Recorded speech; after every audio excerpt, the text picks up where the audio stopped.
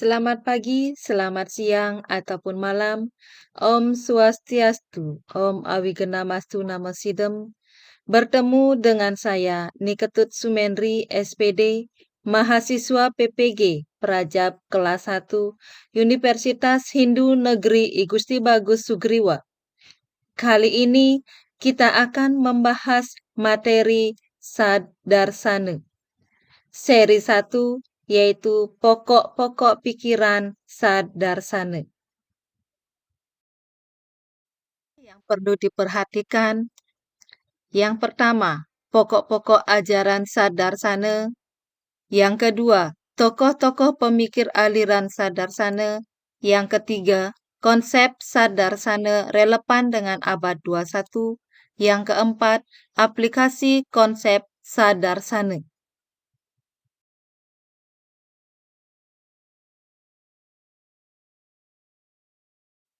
Pokok ajaran Sadarsana.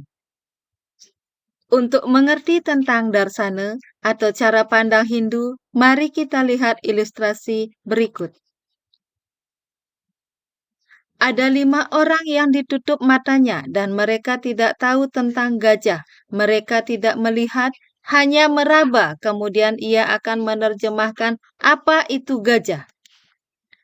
Mereka memiliki jawaban masing-masing sesuai apa yang mereka raba tentang gajah. Mereka akan menjawab sesuai pandangan masing-masing. Jawaban mereka berbeda, tentu tidak bisa disalahkan karena mereka memiliki pandangan masing-masing. Atas dasar ilustrasi itu, pertanyaannya adalah, apakah yang kalian ketahui mengenai darsana? Pokok-pokok ajaran Sadarsana.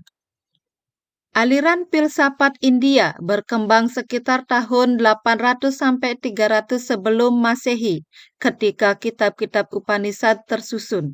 Aliran-aliran filsafat India dikenal dengan sebutan darsana.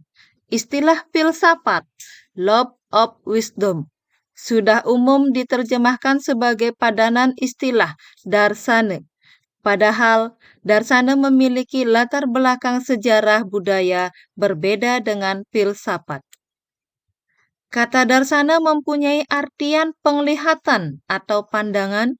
Kata darsana artinya pandangan tentang kebenaran.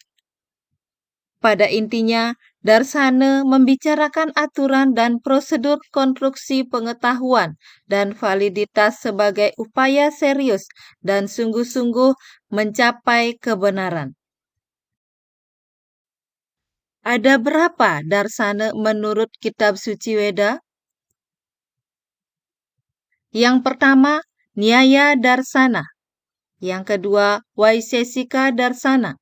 Yang ketiga, Samkhya Darsana. Yang keempat, Yoga Darsana. Yang kelima, Mimamsa Darsana.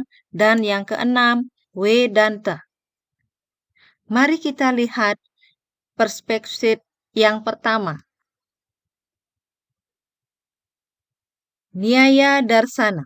Nyaya Darsana adalah aliran filsafat realitas. Maksudnya bahwa keberadaan dunia berdiri sendiri dan terlepas dari pikiran.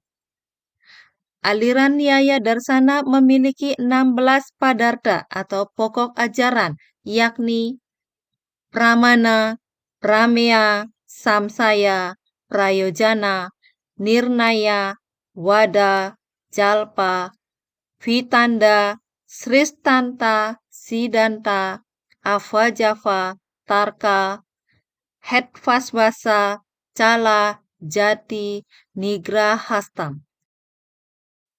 Yang kedua, Vaisesika Darsana.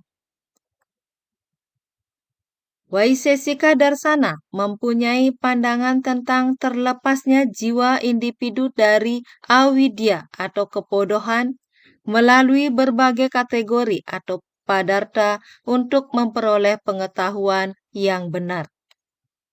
Vaisesika Darsana mengakui 7 padarta, yaitu substansi atau dravya, kualitas atau guna, aktivitas atau karma, sifat umum samanya, keistimewaan, wisesa, pelekatan, samawaya, ketidakadaan, abava. Yang ketiga, Samkhya Darsana. Samkhya Darsana berarti pengetahuan metafisika murni tentang jiwa. Samkhya mengakui adanya dua bentuk substansi utama, yaitu roh dan kebendaan, atau purusa dan prakerti. Pokok-pokok ajaran Samkhya antara lain sebagai berikut. Yang pertama, teori sebab dan akibat atau Satkarya Pada. Yang kedua, prakerti dan guna. Yang ketiga, purusa.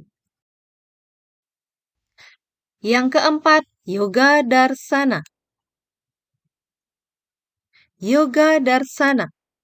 Yoga Darsana mengajarkan 8 tahapan untuk menghubungkan diri dengan Hyang Widiwasa. Mari kita lihat gambar berikut. Bagian yang pertama, yaitu ada yama, pengendalian diri tahap pertama. Yang kedua, niyama, pengendalian diri lebih lanjut. Yang ketiga, asana, sikap badan yang kuat dan menyenangkan. Yang keempat, pranayama, pengendalian napas. Yang kelima, pratyahara, sikap badan yang kuat dan menyenangkan. Yang keenam, dharana, konsentrasi atau memusatkan perhatian sesuai sasaran. Yang ketujuh, dhyana, pikiran yang tenang pada satu objek tanpa tergoyahkan. Dan yang kedelapan, samadhi, persatuan sempurna dari yang dicinta. Yang kelima ada mimamsa. Mimamsa Darsana. Mimamsa Darsana adalah aliran darsana yang bersifat pluralistik dan realistik. Secara etimologi, kata mimamsa artinya pemeriksaan yang kritis terhadap suatu masalah dengan pokok persoalan mengenai karma dan ritual. Mimamsa Darsana menjelaskan tentang 4 cara untuk mendapatkan pengetahuan yang benar, yaitu yang pertama, upama. Yang kedua, sabda. Yang ketiga, artati atau perkiraan tanpa bukti. Yang keempat, anupalabdi itu tanpa persepsi. Yang keenam ada Vedanta. Vedanta. Istilah Vedanta secara harfiah adalah intisari atau akhir dari Weda. Sumber ajaran Vedanta adalah Brahma Sutra atau Vedanta Sutra.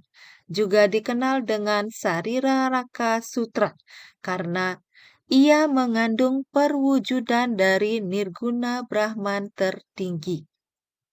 Berikut beberapa aliran Vedanta, yaitu yang pertama, Adwaita dari Sri Sankaracharya. Yang kedua, Visitawaita dari Sri Ramanujacharya. Yang ketiga, Dwaita dari Sri Madhvaracharya. Yang keempat, Beda-beda dari Sri Caitanya. Yang kelima, Sudha Adwaita dari Sri Vallabhacharya. Oke, suksema. Jumpa lagi pada seri berikutnya, yaitu penjelasan masing-masing unsur pada bagian darsana. Demikian pemaparan materi hari ini. Akhir kata saya ucapkan Om Santi Santi Santi Om.